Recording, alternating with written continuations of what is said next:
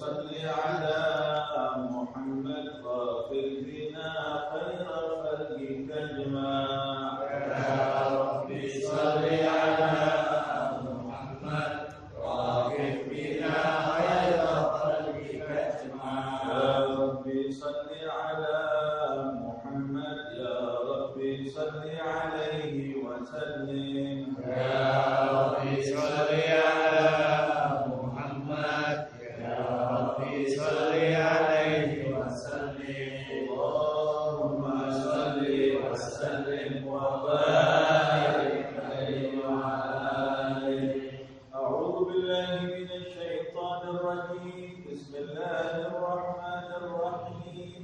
إنا فتحنا لك فتحا مبينا ليغفر لك الله ما تقدم من ذنبك وما تأخر ويتم نعمته عليك ويهديك صراطا مستقيما وينصرك الله نصرا عزيزا لقد جاءكم رسول من أنفسكم عزيز عليه ما عنتم حريص عليكم بالمؤمنين رؤوف رحيم فإن تولوا فقل حسبي الله لا إله إلا هو عليه توكلت وهو رب العرش العظيم إن الله وملائكته يصلون على النبي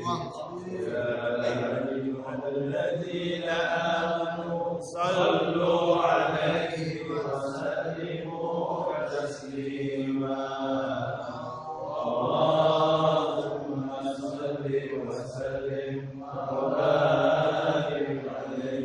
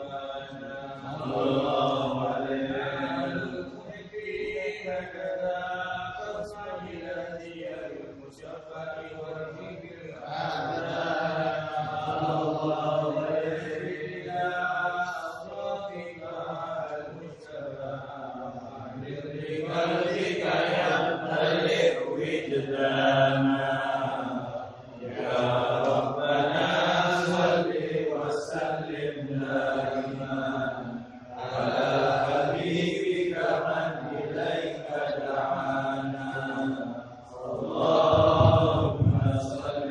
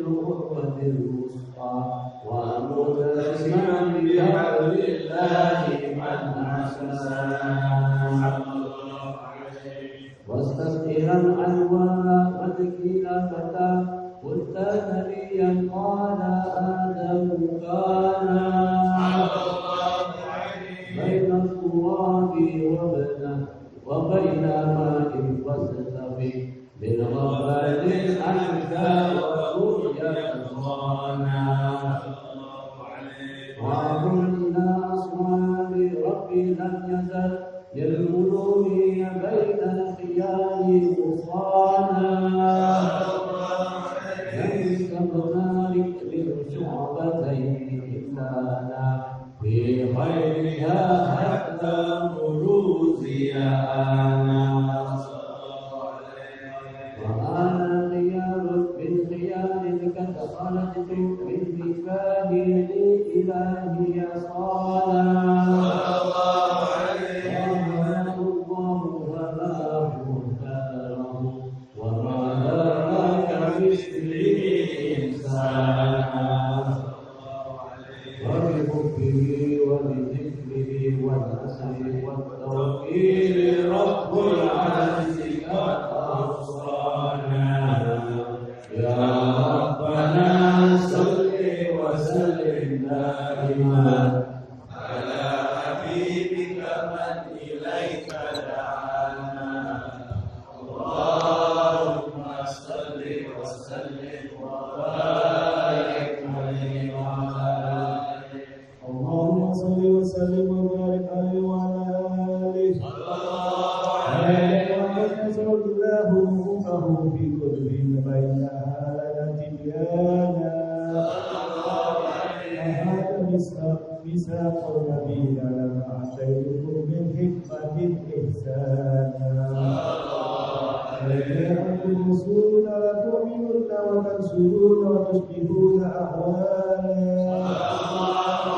ويجعل أقوامهم بالمصطفى بذلك رتبة ومكانا وبذلك أمير قدم ينسون تحت لواء من هدانا يا أمة الإسلام أول السابق ومصطفى لأننا أولياء أوانا حتى بأن الفخر سنفق وقل اسمع بقولك نجم فهري قد نبانا واليوم الحمد لله جل بيده وأولا نأتي على دينانا وأفضل الحمد على الله أننا فقط ولقد أتانا الله منه هدانا وسوف يعطيك فترضى جل من معطي تقاصر عن أحضانه نهانا بيهدى الذكرى مسلم محمد كيما نزيها من قلوب إرانا يا ربنا صل وسلم دائما على حبيبك من إليك دعانا اللهم صل وسلم وبارك عليه وعلى آله اللهم صل وسلم وبارك عليه وعلى آله صلى الله عليه يا معدنا وكل بروز رحمة عن ذكر من أساءه قد كان صلى الله عليه إذ أم الأمينة بنت وهب من لها أعلى الإله مكانا صلى الله عليه والد المختار عبد الله بن عبد المطلب رأى البرهان صلى الله عليه يعبد نور طه وجهه وسر إلى العلم المسؤول عيانا صلى الله عليه وهو ابن حاسم الكريم الشعب بن عبد المناف الحبن كسر كان صلى الله عليه حكيما شأنه قد اعتنى أحسن بذلك شانا صلى الله عليه واحمد أصوله المصطفى حتى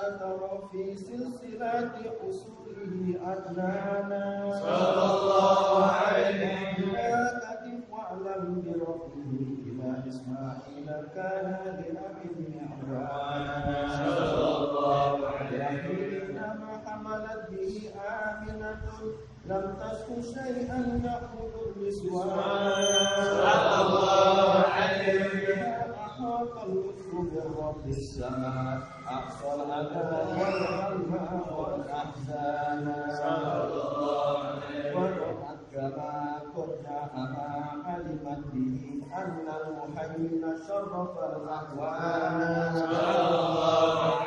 بكل من في بطنها فاستبشرت وجنى المحاصر وأدرئت رضوانا. سبحان الله والحمد لله ولا إله إلا الله والله أكبر. سبحان الله والحمد لله ولا إله إلا الله والله أكبر. سبحان الله والحمد لله ولا إله إلا الله والله أكبر. سبحان الله والحمد لله ولا إله إلا الله والله أكبر. ولا حول ولا قوة إلا بالله العلي العظيم. في كل لحظة أبدا عدد وقته ورضا نفسي وزنة عرشي ومداد كلماتي. وتجلت الأنوار من كل جهات فقوة بلاد بشفائحانا. صلى الله عليه بين خطين أبرز السلسل هدى وهذا تكريم كرم وصانا. صلى الله على محمد صلى الله عليه وسلم. صلى الله على محمد صلى الله عليه وسلم. يا نبي سلام عليك، يا رسول سلام عليك، يا حبيب السلام عليك، يا رسول الله صلوات الله عليك، يا نبي سلام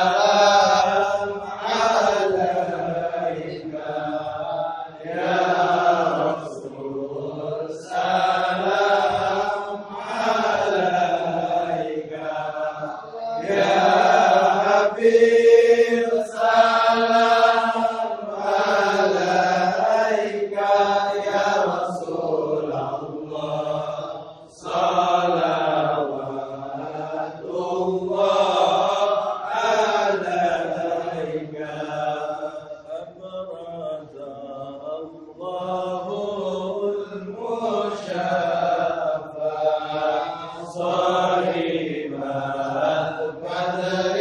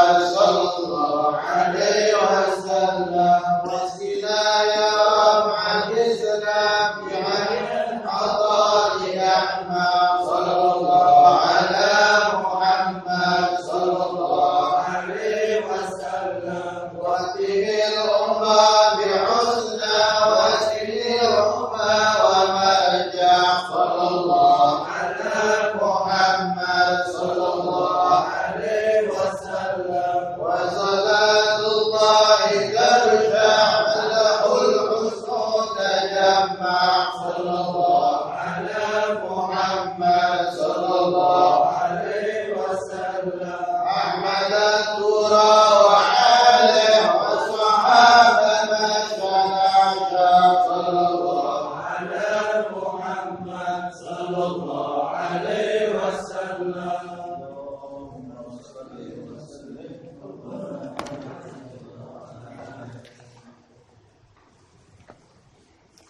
اللهم صل وسلم وبارك عليه وعلى آله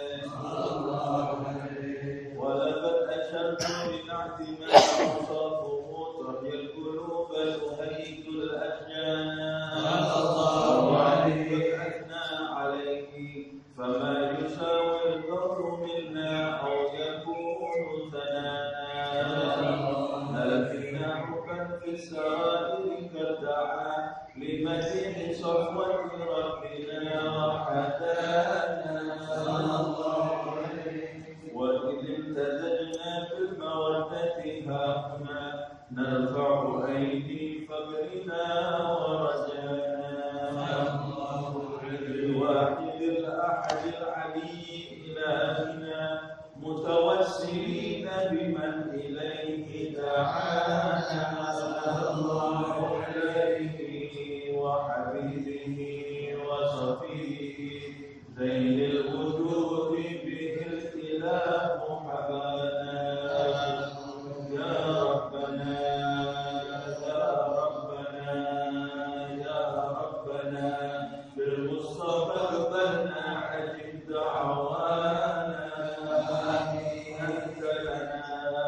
أنت لنا يا ذكرنا في هذه الدنيا وفي أخرانا أصلح لنا الأحوال واغفر ذنبنا ولا تؤاخذ ربي إن أخطأنا واسلك بنا في نهج طه المصطفى ثبت على بدن الحبيب خطانا أرنا بفضل منك طلعة أحمد في بهجة العين والرضا ترعانا وارفض به في كل حال حبلنا وحبالنا الوتر ومن والانا والمحسنين ومن أجاب نداءنا وذوي الحقوق وطالبا أوصانا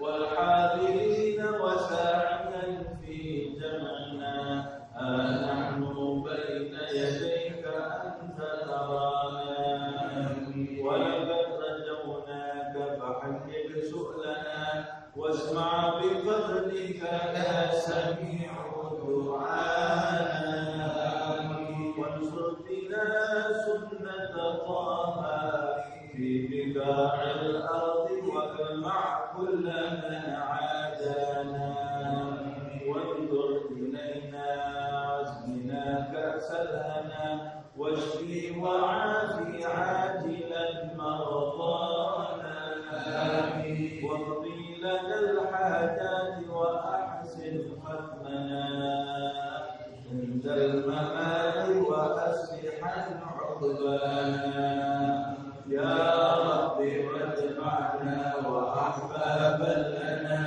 في دارك الفردوس يا رضوانا يا رب واجمعنا وأحبابا لنا في دارك الفردوس يا رضوانا يا رب واجمعنا وأحبابا لنا في دارك الفردوس يا رضوانا المصطفى صل عليه وآله ما حركت ريح الصبا أبصارنا سبحان ربك رب العزة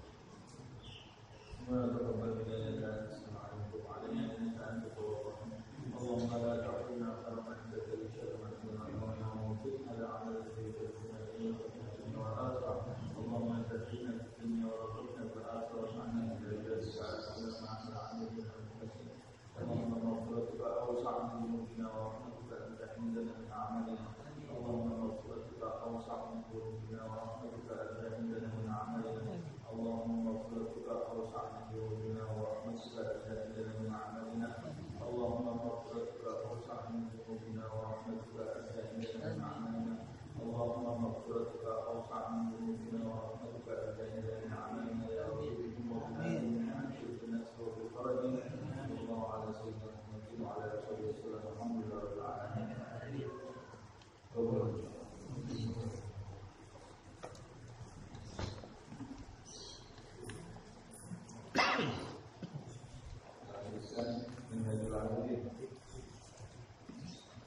Sampai di halaman 1.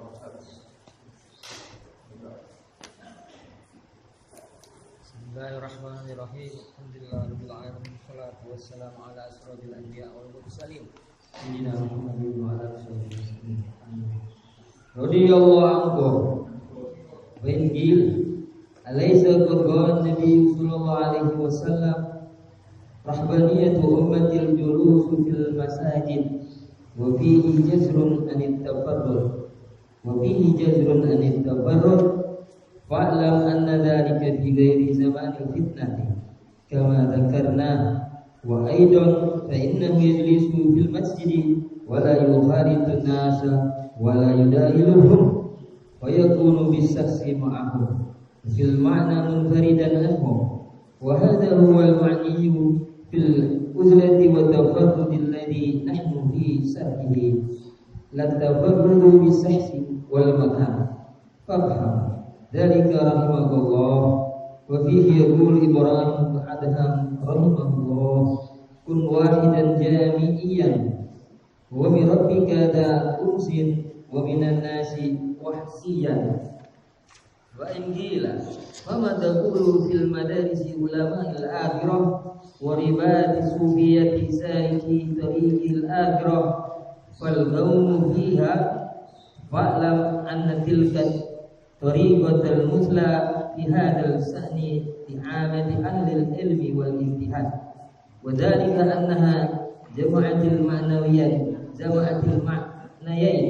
والفائدتين اللتين إحداهما العزلة عن الناس تفرد عنهم بالصحبة والمخالطة والمزاحمة في أمورهم والثانية المشاركة معهم في جمعهم وجماعاتهم وتكسير شعائر الإسلام وتحصل السلامة التي هي للمنفردين والخير الكثير الذي هو لعامة المسلمين مع ما للناس فيهم من العدة والبركة والنصيحة وصار القوم فيها أعدى الطريق أحسن حال وأسلم السبيل ولهذا السعد أقام أكثر العارفين بين الناس لنفعهم لعباد الله تعالى في باب الدين وقلة آذاهم مساعدة الخلق لآدابهم وحسن رسومهم ليقتدوا بهم فإن لسان الحال أفصح من لسان المقال وصار ذلك أحسن تدبير في أمر الدين للعلم والعبادة وأحكم الرأي وإن قيل فما هذا المريد مع المجتهدين والمرتدين أيذهبهم أم يعتزلهم فاعلم أنهم إذا كانوا ثابتين على رسومهم الأولى وسيرتهم المأثورة عن سلفهم هم أجل إخوان في الله عز وجل وأصحاب وأعوان على عبادة الله تعالى فلا تسؤك عنهم عزلة وتفرق إنما مثله مثل ما تسمع من زهاد لبنان وغيرهم أن منهم جماعات يتعاونون على البر والتقوى ويتواصون بالحق والصبر وأما إذا تغيروا وتركوا رسومهم وأخلوا بطريقتهم المغفورة عن الأسلاف الصالحين فهم hukmu hadzal mujtahidil muqtada ba'ahum ka hukmihi ma'a sa'irin nas ilzamu zawiyatahu wa yaqufu lisanah yusarikuhum fil khairat fi khairatihim yujanibuhum fi sa'iril ahwalihim wa afatihim wa yakunu huwa fi uzlatin min ahlil uzlah munfaridan anil munfaridin.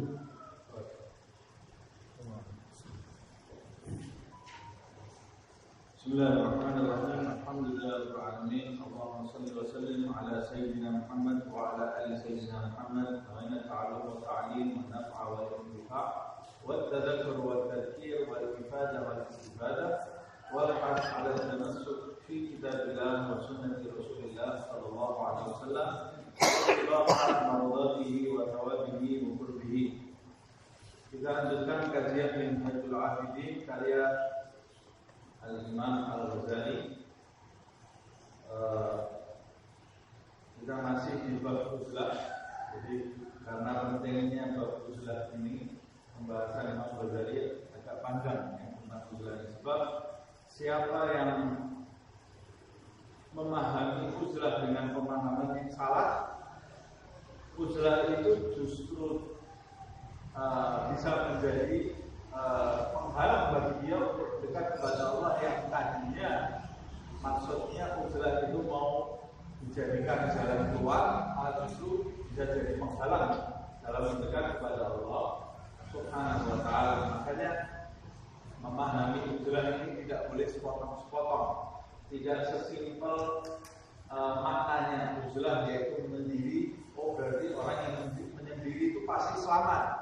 Orang yang menyendiri dari makhluk, mengucilkan dirinya dari makhluk, oh pasti dia akan mencapai Allah Subhanahu wa ta'ala. Belum tentu. Uzlah itu merupakan jalan dalam menghadapi rintangan yaitu makhluk, tetapi uzlah itu harus dipahami dengan pemahaman yang benar.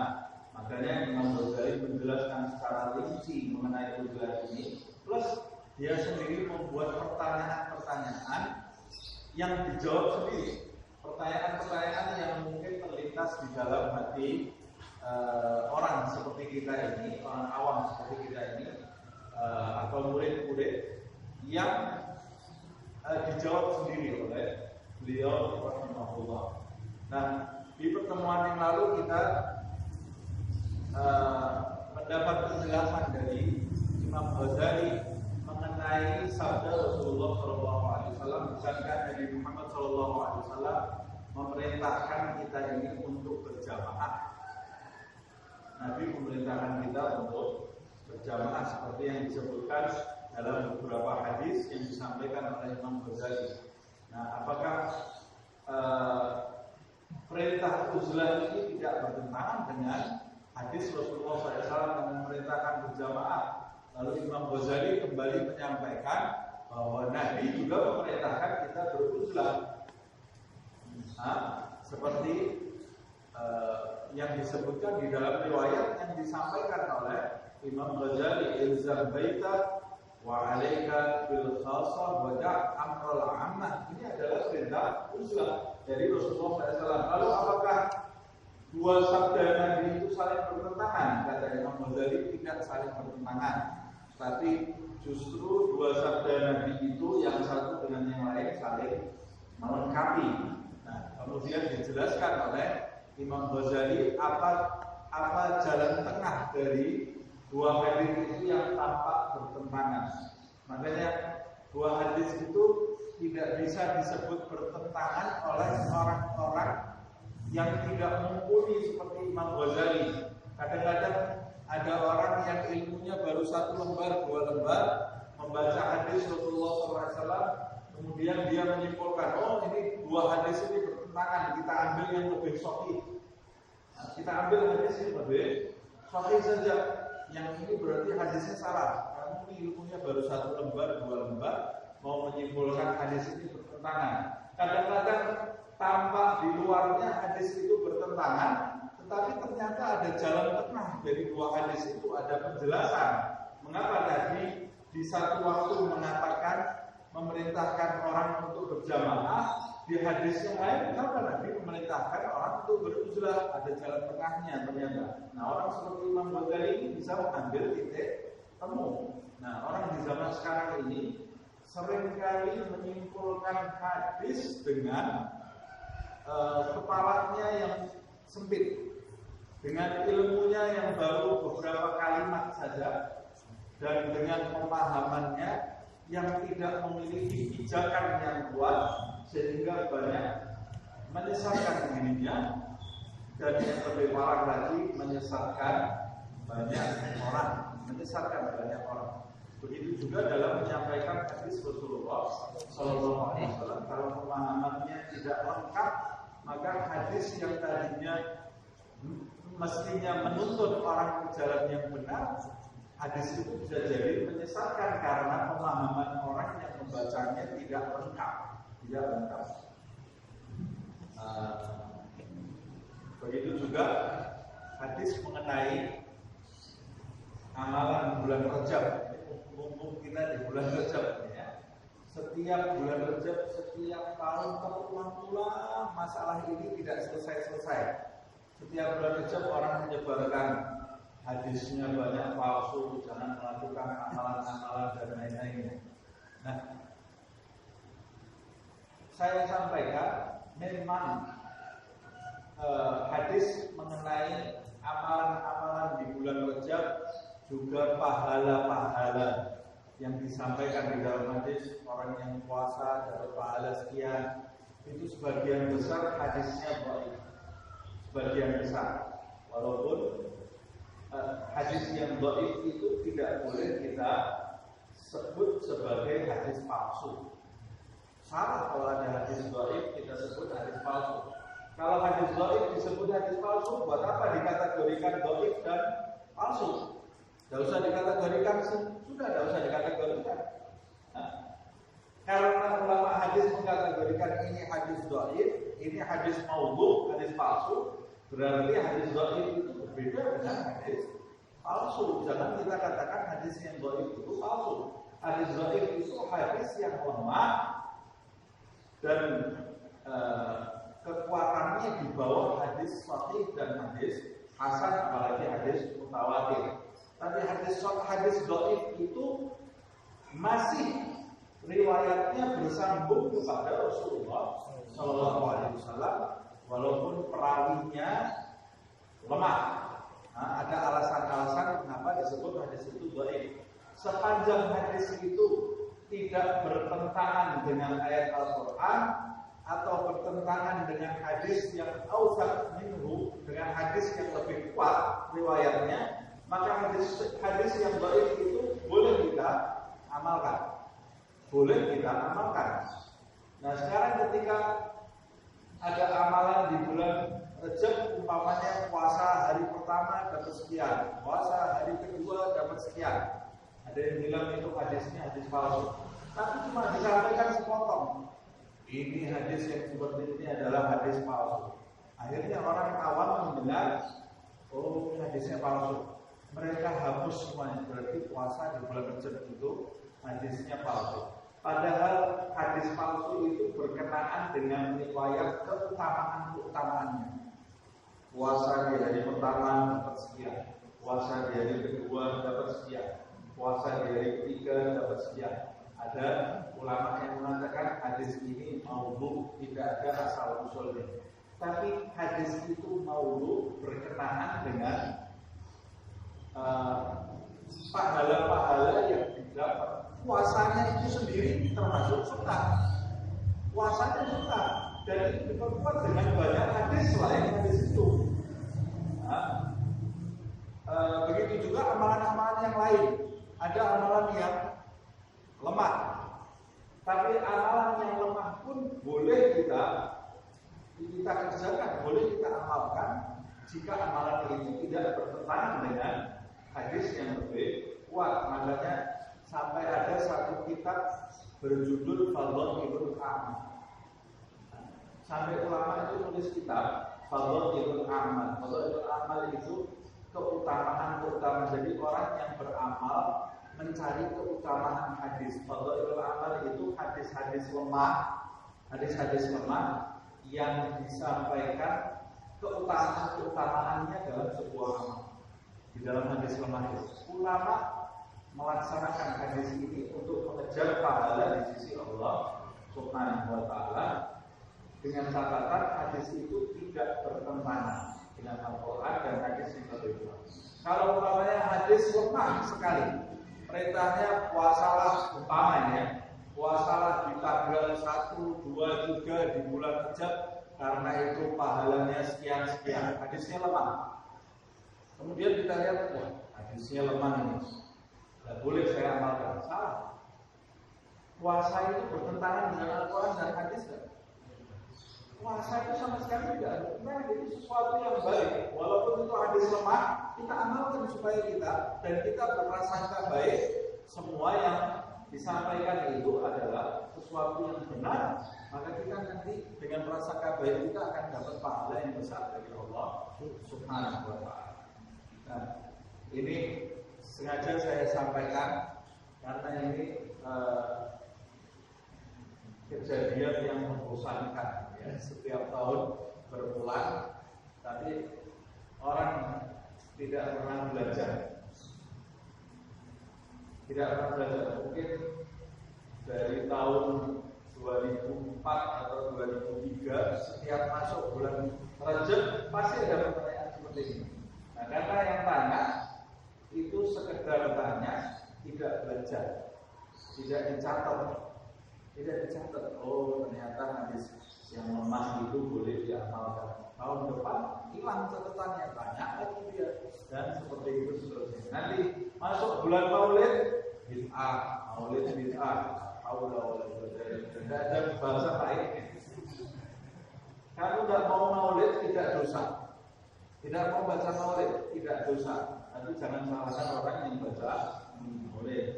Nanti masuk, bentar lagi nanti ada waktunya orang ziarah, mau dekat Ramadan. Timbul lagi ziarah itu bla bla bla, nanti sharing dan lain-lainnya.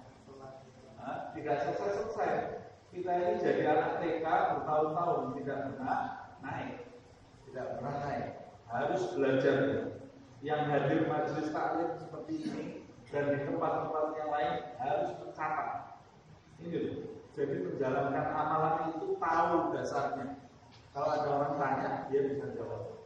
Dia bisa menjawab. Nah, kita tidak mau menyalahkan orang yang tidak mau mengamalkan.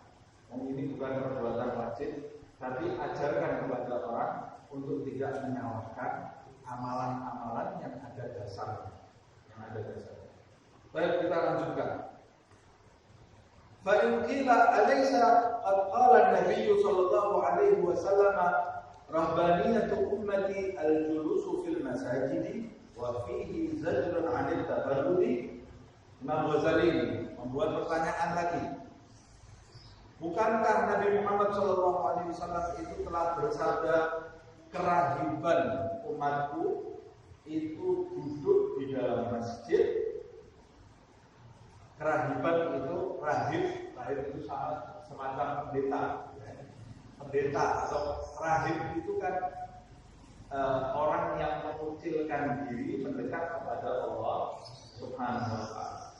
Kalau rahib-rahib di luar agama Islam itu mengucilkan diri, itu mereka betul-betul mengucilkan diri, putus hubungan dari makhluk di biara-biara mereka.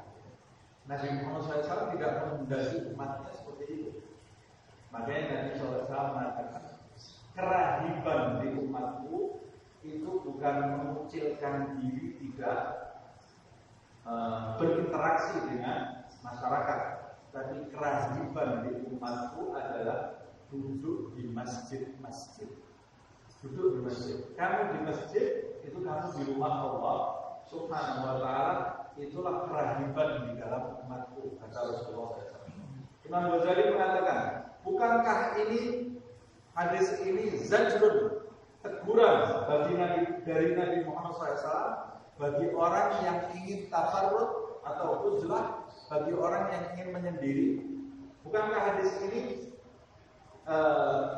menampakkan bahwa Rasulullah itu melarang orang mengecilkan diri pergi ke masjid. Kalau mau jadi rahib, mau jadi orang yang bersama Allah Subhanahu wa taala, pergi ke masjid, kata Rasulullah SAW. Berarti tidak boleh dong kita ini menyendiri dari manusia. Nah, ini pertanyaan ini ditimbulkan oleh Imam Ghazali karena pembahasan kita ini pembahasan menyendiri dari manusia. Jadi bagaimana kita menyikapi hadis ini, kata Imam Ghazali? Fa'lam. Kalau ada pertanyaan seperti ini, kata Imam Ghazali, ketahuilah jawabannya anna dzalika fi ghairi zamanil fitnah kama dzakarna. Jawabannya adalah ucapan Nabi ini atau sabda Nabi ini disampaikan oleh Rasulullah SAW seperti yang sudah kami jelaskan di atas.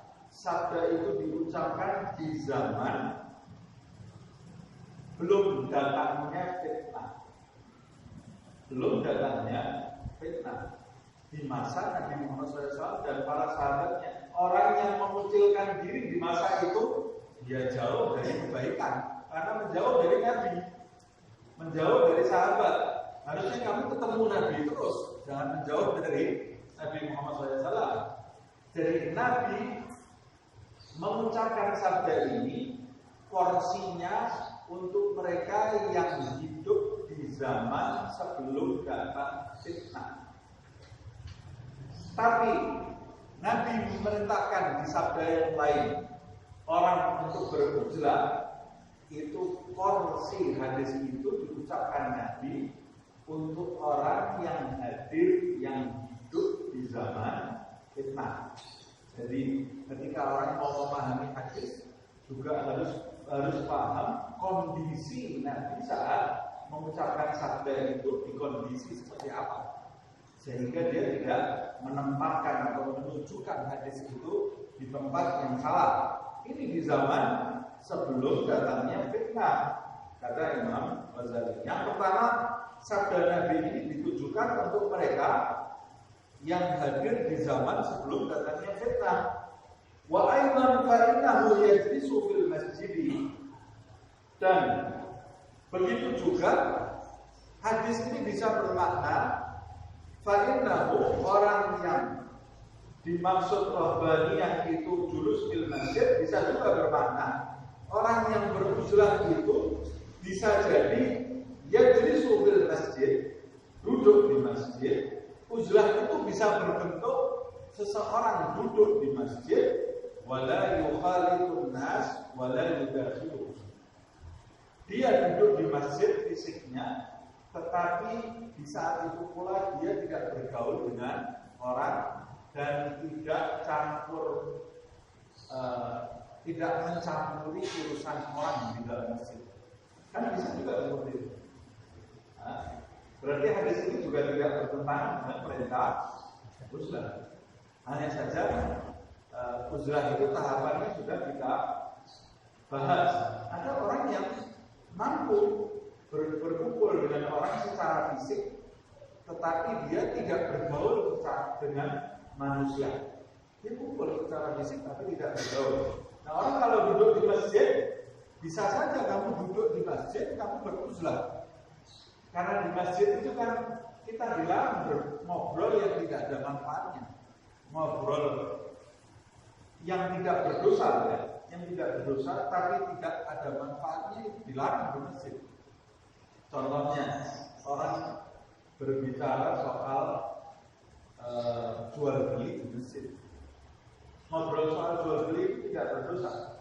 Tapi kalau di dalam masjid, kata Imam Ghazali, kalau di dalam masjid kamu lihat ada orang yang tawar-tawaran harga, jual beli di masjid, di kitab Bidhayatul Hidayah, Imam Ghazali mengatakan dari riwayat Nabi Muhammad SAW, kalau kamu lihat orang jualan di dalam masjid, angkat tangan doakan jualannya tidak laku. Supaya jualannya tidak laku, karena ini orang kurang ajar. Di rumahnya Allah membawa dunia. Bagaimana di rumahnya Allah Subhanahu wa ta'ala kok kita membawa masalah dunia masuk ke dalam rumahnya Allah Subhanahu wa ta'ala? Tidak boleh. Nah, berapa banyak manusia di zaman ini tidak punya adab ke dalam masjid membawa masalah dunia, bawa masalah jual beli, bawa masalah gosip, bawa masalah gosip di dalam masjid atau bawa masalah politik di dalam masjid. Ini semua perbuatan yang tercela, perbuatan yang tercela. Nah, seharusnya kamu bisa berada di masjid, tapi kamu beruzlah. Wala yukhalitun nas, wala yudasiluhum. Jadi dengan seperti ini kamu bisa beruzlah dan sesuai dengan sabda Rasulullah SAW di atas. Fayaqulu bisyakhsi ma'ahum, maka orang yang seperti ini sosoknya itu berada bersama manusia yang ada di masjid itu. Wa fil ma'na munfaridan anhu, sosoknya berada bersama orang di dalam masjid, bersama-sama jamaah di dalam masjid, tetapi hakikatnya dia itu sedang berusaha. Hakikatnya dia sedang berusaha. Dan ini uzlah yang paling utama.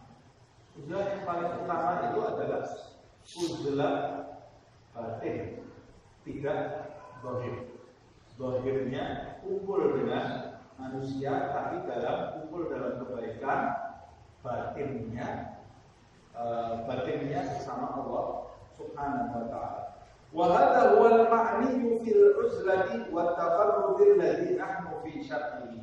Dan ini justru adalah penjelasan atau makna dari uzlah dan mengucilkan diri yang kita sekarang ini sedang menjelaskannya, kata Imam Ghazali. Maunya Imam Ghazali menjelaskan bermacam-macam uzlah, tapi Imam Ghazali itu sebetulnya lebih condong uzlah yang seperti ini, tidak 100% mengucilkan diri dari orang. Walaupun Imam Ghazali juga tidak menyalahkan orang yang 100% mengucilkan diri dari orang, seperti Imam Ghazali sudah memberi syarat, kalau kamu itu memang betul-betul tidak bisa berkumpul dengan manusia, ya kamu pergi ke gunung saja atau pergi ke hutan, sehingga tidak punya kewajiban untuk hadir Jumat dan lain-lainnya. Tapi Imam Ghazali sendiri menjelaskan di awal, uzlah yang pertama dijelaskan oleh Imam Ghazali itu adalah uzlah mengucilkan diri dari perkumpulan yang tidak ada manfaat. Tapi kita tetap menghadiri perkumpulan yang ada manfaatnya di masjid-masjid. Plus pada saat kita menghadiri perkumpulan yang ada manfaatnya, kita berusaha semaksimal mungkin hadir secara sosok, tapi secara hakikat kita berhubungan sendiri dengan Allah SWT. Seperti orang yang sholat berjamaah. Orang yang sholat berjamaah itu dia berjamaah dan sendiri-sendiri. Dia sendiri-sendiri. Karena urusan sholatnya itu antara dia individu orang itu sendiri dengan Allah SWT. Kalau salah satu makmum batal, tidak membatalkan seluruh makmum, urusannya sendiri-sendiri. Tapi pada saat itu pula dia sholat sambil berjamaah, mendapat manfaat dari jamaah itu. Fafham dzalika rahimakallah. Maka pahamilah penjelasan ini, semoga Allah merahmatimu, amin. Wa fihi yaqulu Ibrahim bin Adham rahimahullah.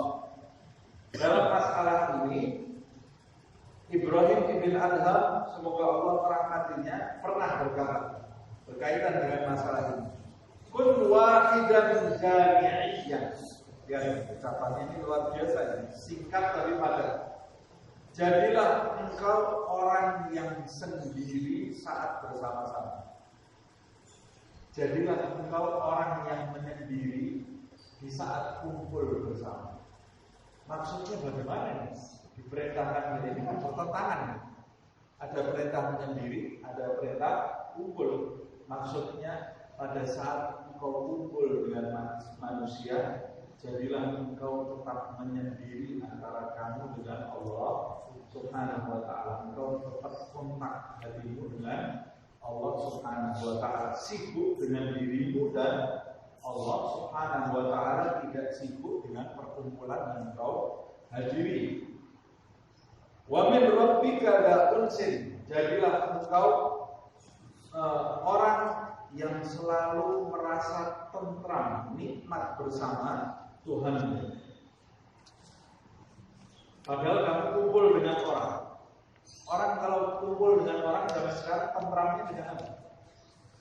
Ya dengan perkumpulan tadi, dengan ngobrolnya, dengan candanya, dengan makan barengnya. Bagaimana nih orang diundang makan, namanya makan sate bareng-bareng, tapi orang ini tentramnya bukan sama sate bareng-bareng itu, tentramnya tetap bersama Allah Subhanahu wa taala.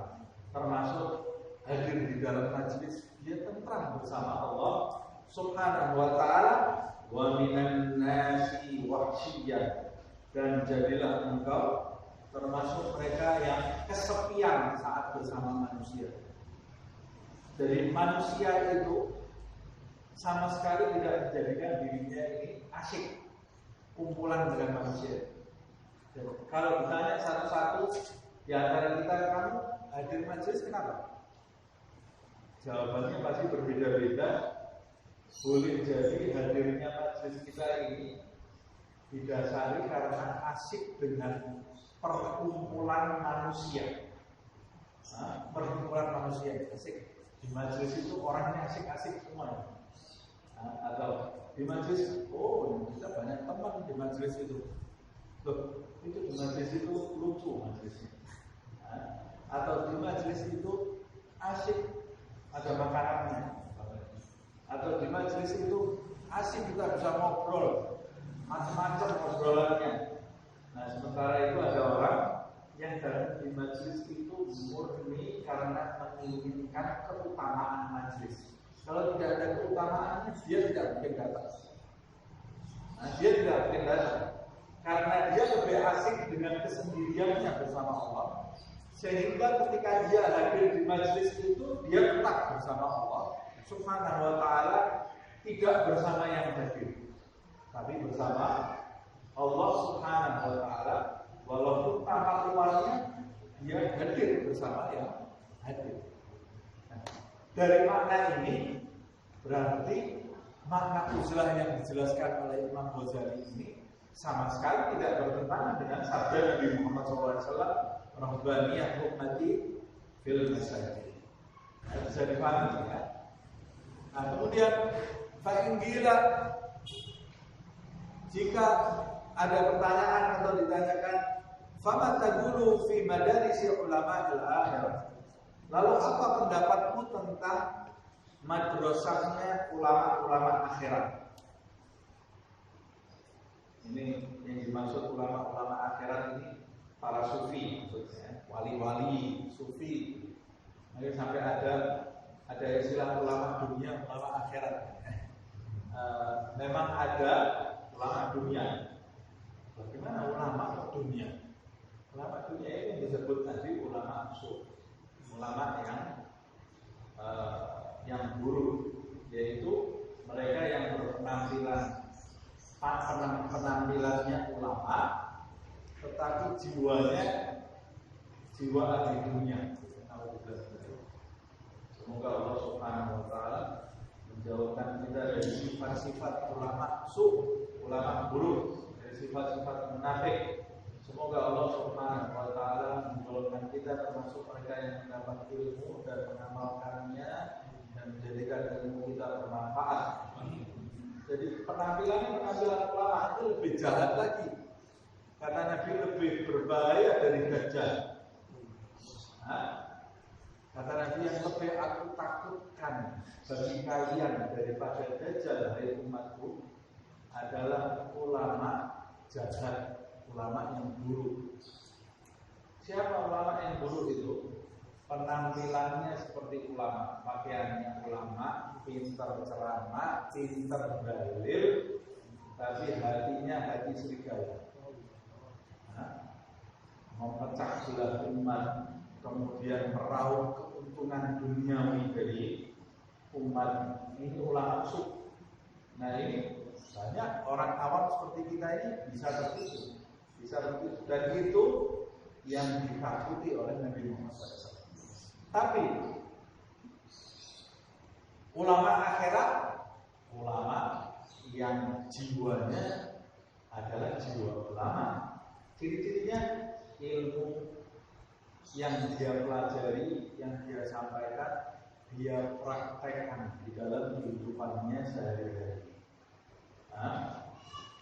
Kemudian dia selalu mengajak manusia untuk mendekat kepada Allah Subhanahu wa taala. Nah, ulama-ulama para sufi itu memiliki madrasah.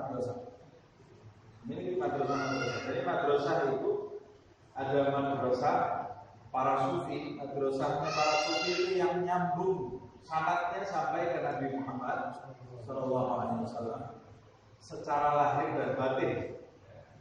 Nyambung sanad madrasah itu kepada Nabi Muhammad SAW. Artinya yang mereka kerjakan itu pendidikannya seperti pendidikan Nabi kepada sahabatnya. Ada madrasah akhirat, ada madrasah dunia. Madrasah dunia ini yang disebut oleh Habib Abu Bakar Masyhur itu madrasah ananiyah. Ananiyah itu madrasah anak, aku. Kalau disebut madrasah aku karena nyambung sanadnya kepada iblis. Nah, iblis mengatakan apa? Ana khairun minhu. Aku lebih baik.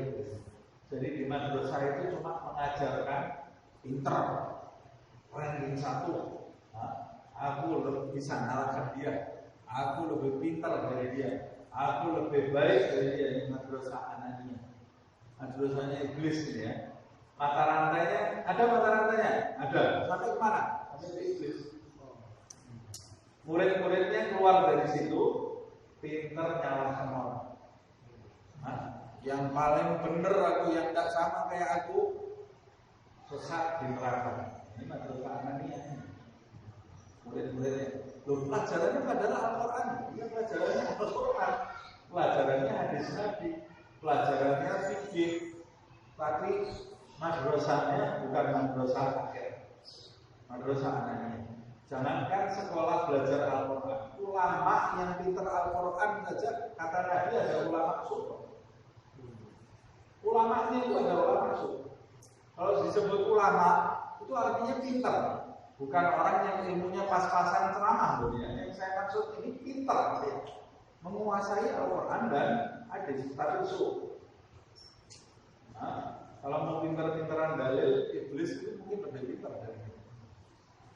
Pengalamannya lebih banyak, dan dia pernah bersama malaikat, dan dia pernah berdialog dengan Tuhan. Siapa di antara kita yang pernah ibadah sama malaikat? Tidak pernah. Dialog sama Tuhan? Tidak pernah. Tidak pernah. Kalau pintar-pintaran dalil, iblis itu mungkin lebih pintar dari kita. Tapi hatinya iblis itu jauh termasuk hamba yang dimurkai oleh Allah, terusir dari rahmat. Tidak ada rahmat di dalam hati iblis karena dia terusir dari rahmat Allah Subhanahu wa taala dengan ilmu yang luas yang dia miliki.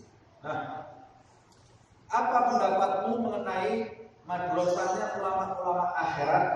Walibatati sufiyah saliki tariqil akhirah wal qaum fiha. Dan ribatat itu maksudnya ribat itu seperti pondok pesantren. Madrasah-madrasahnya ulama akhirat dan pesantren-pesantren disebut ribat, itu dari kata rabat itu mengikat yang ada di pondok itu dengan aturan-aturan yang bisa menyucikan dirinya. Ribat atau pondok pesantrennya para sufi yang menempuh jalan menuju ke akhirat. Maksudnya ada amalan-amalan, dikasih amalan zikir, disucikan jiwa murid-muridnya, membaca kitab-kitab para salaf pendahulu. Nah, menurut kamu bagaimana perintah uzlah dengan madrasah dan pondok pesantrennya ulama akhirat ini? Dan menurut pendapatmu bagaimana dengan orang-orang yang kumpul berada di dalam pondok pesantren ini? Apa dia itu beruzlah? Dia kan tidak sedang beruzlah. Di pondok pesantren itu jumlahnya ada banyak. Pondok pesantren itu ada yang 1.000, ada yang 2.000. Nah, bagaimana perintah uzlah itu? Menurut pendapat kamu, perintah uzlah dengan pondok pesantrennya sufi ini orang-orang besar. Dia bangun pesantren, bangun pondok, kumpulkan banyak orang di pondoknya, pasti berinteraksi dengan orang di situ. Nah, bagaimana pendapat kamu kok malah disuruh uzlah? Nah, ini pertanyaan Imam Ghazali. Fa'lam, jawabannya, ketahuilah, anna tilka tariqatal muslah, sesungguhnya jalan yang utama itu. Jadi Imam Ghazali, gimana Imam Ghazali memerintahkan kita uzlah, tapi menyebut pondok pesantren itu jalan utama. Jalan yang utama itu fi hadzal syan li'amati ahli ilmi wal ijtihad. Jalan yang utama itu pondok pesantren itu dan madrasah-madrasah itu dalam masalah ini untuk dikhususkan untuk orang-orang yang berkecimpung dalam ilmu pengetahuan wal ijtihad dan orang-orang yang bersungguh-sungguh sedang berusaha untuk mencapai jalan akhirat. Ini khusus. Ini berarti perkumpulan khusus, bukan perkumpulan umum. Kalau perkumpulan umum di masjid seperti sekarang ini, semua orang bisa memiliki tujuan yang berbeda-beda. Kualitas yang berbeda-beda, tujuan yang berbeda-beda. Tapi kata Imam Ghazali, kalau sudah pondok pesantren itu tujuannya sama. Yang di situ, yang di dalam itu orang yang berkecimpung dalam ilmu, yang dibahas ilmu, dan di dalamnya isinya orang yang bersungguh-sungguh berusaha mau mensucikan diri. Jadi ini perkumpulan orang banyak, tapi dengan tujuan yang sama. Harus kita bedakan dari perkumpulan orang awam seperti di masjid ini. Perkumpulan sama mungkin lebih banyak orangnya di pesantren daripada di masjid. Tapi yang di masjid ini perkumpulan orang awam. Sebagian besar mungkin bukan penuntut ilmu, malah mungkin sebagian besar yang hadir mungkin tidak bersungguh-sungguh sedang menjalani perjalanan akhirat, penyucian diri, tidak bersungguh-sungguh. Jadi dia masuk ke masjid itu ada keperluan mungkin. Nah, ini beda kata Imam Ghazali. Kalau pondok pesantren beda. Wa tafarrud anhu bis-suhbah wal mukhalatati wal muzahamati fi umurihim.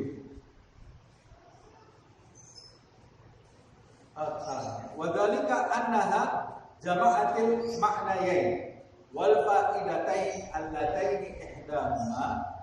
Nah, kalau pondok pesantren yang isinya orang sama-sama membahas ilmu dan berusaha bersungguh-sungguh menyucikan jiwa, ini justru di dalam pondok pesantren ulama akhirat itu terkumpul dua makna dan dua faedah, dua manfaat untuk kepentingan uzlah ini.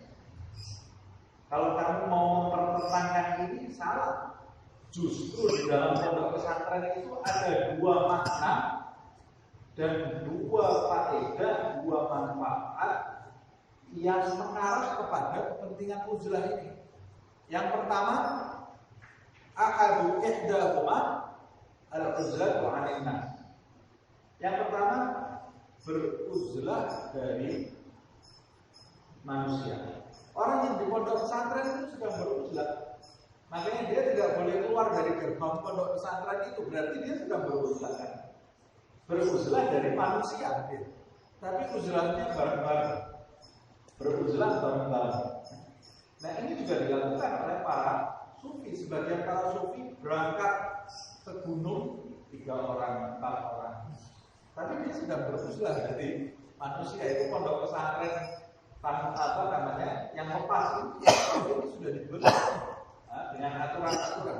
Mereka sedang beruzlah dari manusia, wa tafarrudu anhum, dan mengucilkan diri dari manusia secara umum, bisuhbati wal mukhalatati wal muzahamati fi umurihim, dengan bersahabat atau bergaul atau bercampur terhadap perkara mereka, fi umurihim, yaitu urusannya ilmu pengetahuan dan penyucian diri. Mereka ini berkumpul untuk tujuan yang sama, tapi mereka sedang bermusnah dari kebanyakan manusia. Watanya yang kedua, manfaat yang kedua dan makna yang kedua, al-musyarakatu ma'hum, dan ikut andil bersama orang-orang yang ada di pesantren itu, bersama ulama-ulama akhirat itu, fi jum'atihim wa jama'atihim, dalam pelaksanaan sholat Jumat, dalam melaksanakan sholat-sholat berjamaah. Jadi yang pertama, mereka menghasilkan diri dari manusia dan ikut bergaul dengan orang-orang para sufi dalam membahas ilmu dan menyucikan diri. Yang kedua, mereka ikut kegiatan sholat Jumat. Sholat Jumatnya nggak putus, tidak harus pergi ke gunung sehingga putus sholat Jumatnya. Tapi ini di dalam pondok pesantren mereka tetap bisa sholat Jumat, bisa tetap sholat berjamaah. Wa takbir sya'airil Islam, dan memperbanyak menjadi orang yang ikut memperbanyak syiar Islam. Fatahsul as-salamah allati hiya lil munfaridin, maka orang yang ada di pondok pesantren itu pastinya akan mendapat keselamatan seperti orang-orang yang mengucilkan dirinya ketika dia sedang menyelamatkan agamanya. Orang yang di pesantren itu mengucilkan diri mendapat keselamatan seperti keselamatan yang didapat oleh orang yang mengucilkan diri dari orang awam. Wal khairu al-katsiru alladhi huwa li'ammatil muslimin, dan dia pada saat itu juga mendapatkan kebaikan yang didapat oleh orang yang kumpul bersama orang-orang awam, yaitu Jumatan, sholat berjamaah, baca maulid bareng, juga dapat. Jadi di dalam pesantren itu dapat dua-duanya. Ma'amalin nasi fihim minal iddah wal barakah wan nasihah. Di samping itu, ketika dia kumpul bersama manusia di pondok pesantren itu, dia bisa dapat tambahan ilmu, tambahan keberkahan, karena perkumpulannya perkumpulan yang baik terus.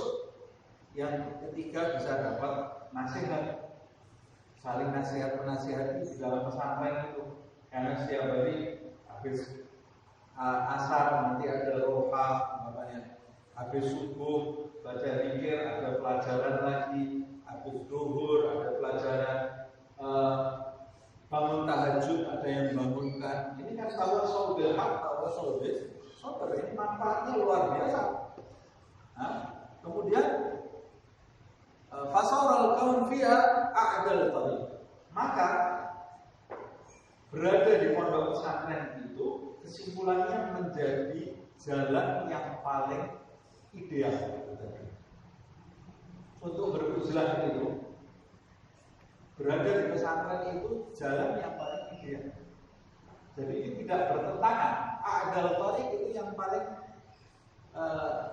tengah-tengah, tidak kumpul bersama orang yang tak karu-karuan, tapi juga 100% mengucilkan seluruh orang. Jadi dipilih-pilih yang kumpul ini. Nah, di pesantren itu jalan yang paling baik, yang paling ideal kata teman-teman. Wa ahsan hal, dan yang paling kondisi yang paling baik. Wa aslam sabil, dan jalan yang paling selamat itu ada di pondok pesantren. Walihada syan adalla aktsarul arifina bainan nas.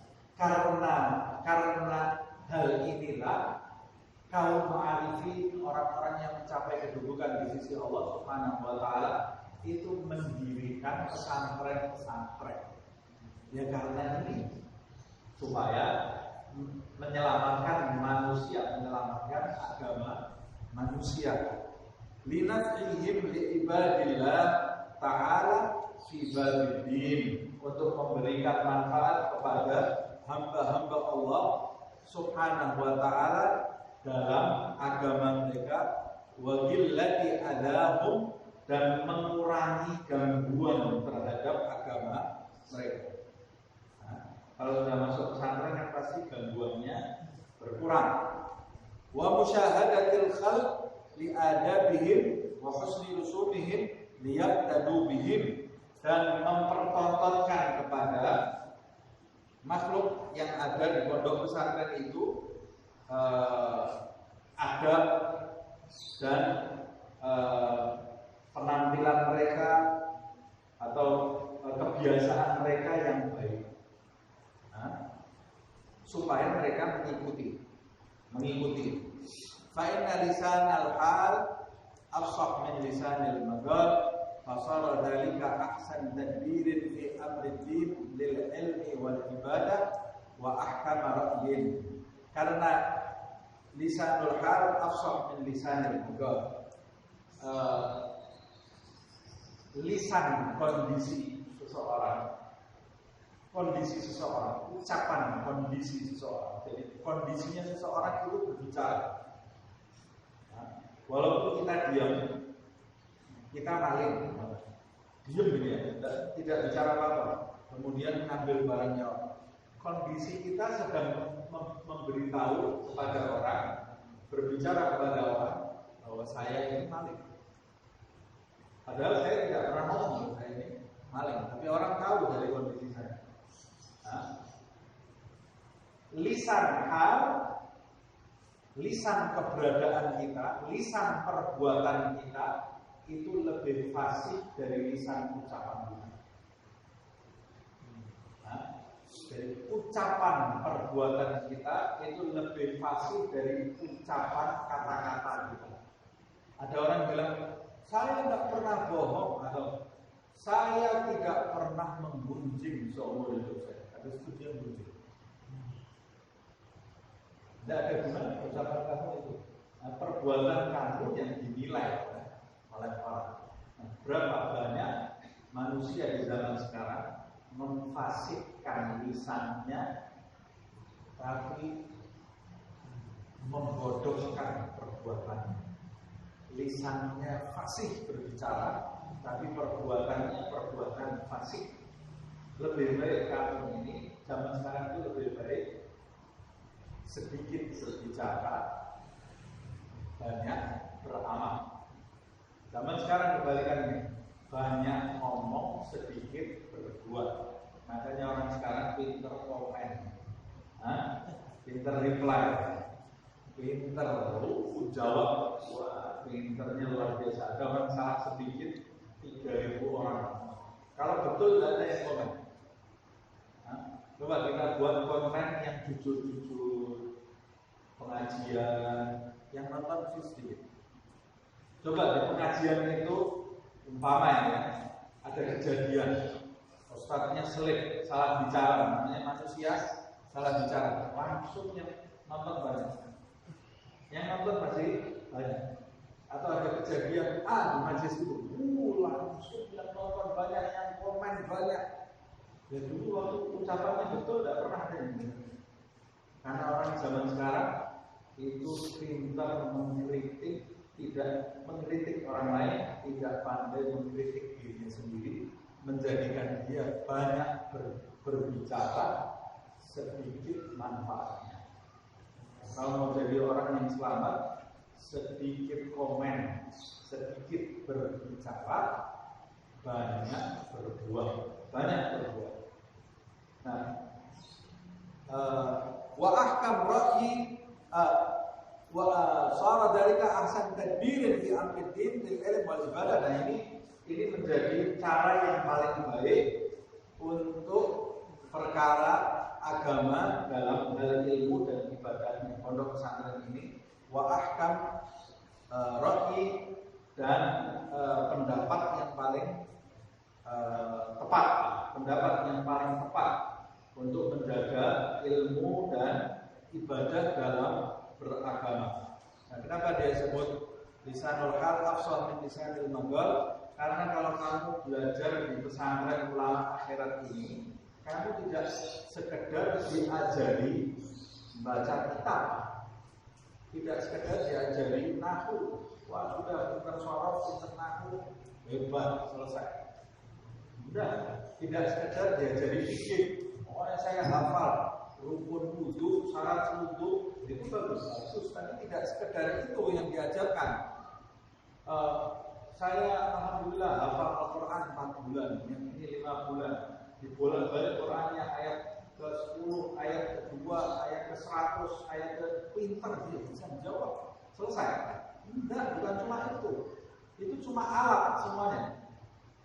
Orang pinter hafal Al-Quran dibolak-balik dia paham. Itu alat.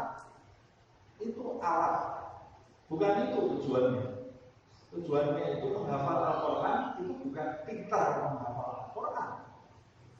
Wah, saya alhamdulillah menguasai tajwid, ikhfa, idgham, itu alat.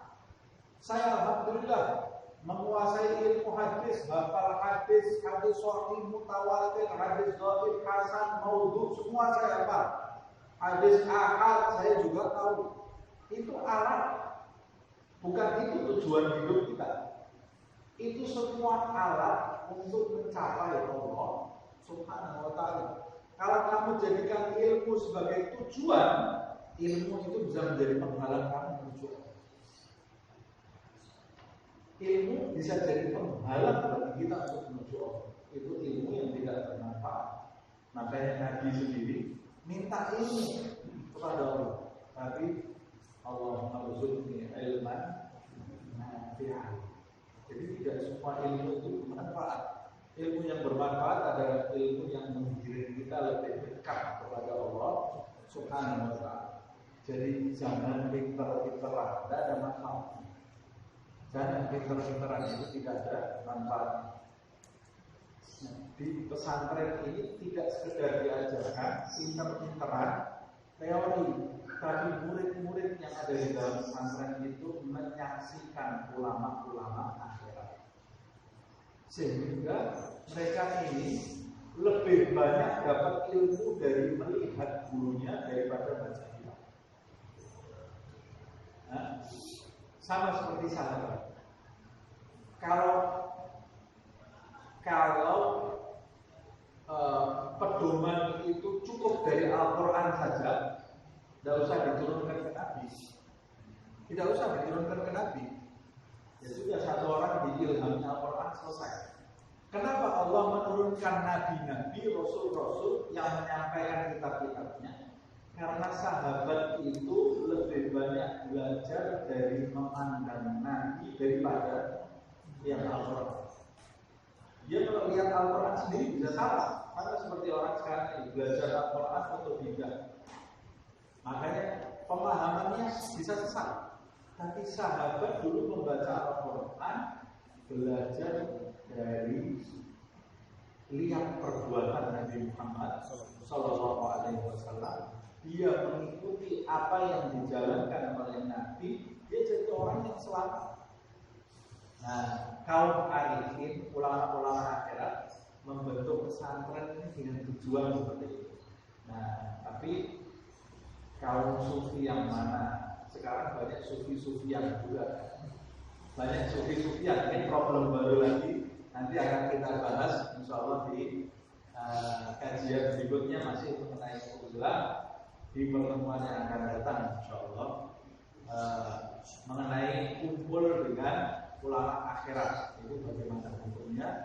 Semoga Allah Subhanahu wa ta'ala mempertemukan kita dengan ulama-ulama yang diridhoi oleh Allah Subhanahu wa ta'ala, mempertemukan kita dengan para wali-wali Allah Subhanahu wa ta'ala, dan menganugerahi kita adab lahir dan batin di hadapan mereka, memudahkan kita untuk mengikuti tindak tanduk mereka yang diridhoi oleh Allah Subhanahu wa ta'ala, mengumpulkan kita bersama mereka di dunia ini dan perkumpulan kita kelak menjadi saksi baik di hadapan Allah Subhanahu wa taala, dan mengumpulkan kita nanti di alam barzakh bersama mereka, di hari kebangkitan bersama mereka, dan di surga Allah Subhanahu wa taala bersama mereka, puncaknya bersama pemimpin mereka Nabi Muhammad sallallahu alaihi wasallam, ahlul baitnya, para sahabatnya, para auliyaullah min masyariqil ardi ila maghribiha wa ja'alna nahnu fihim wa ma'ahum. Amin ya rabbal alamin. Ala hadhihi niyyat wa kulli niyyatin salihah wa tabaraka yubarik fi Rajab wa Sya'ban wa yuballighna Ramadan. Amin ya rabbal alamin. Ala hadhihi niyyat wa kulli niyyatin salihah ila hadratin Nabi Muhammad sallallahu alaihi wasallam. Al-Fatihah.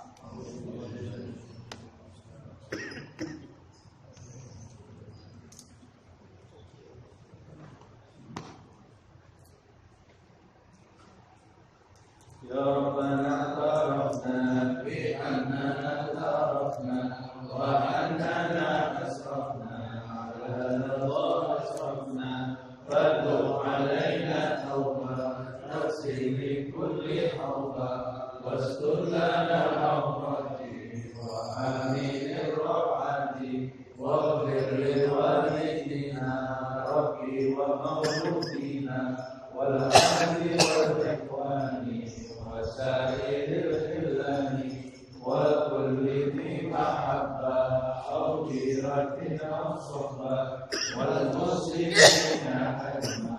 آمين يا ربي اسمع فضلا وجودا منا لا باحتساب منا بالمصطفى رسولي نعطى بكل سر بالمصطفى رسولي بكل سر بالمصطفى رسوله نهضى بكل سر صلى وسلم ربي عليه عد الحب وآله وصحبه عداد طش الصحب والحمد لله بالفتح والثناء.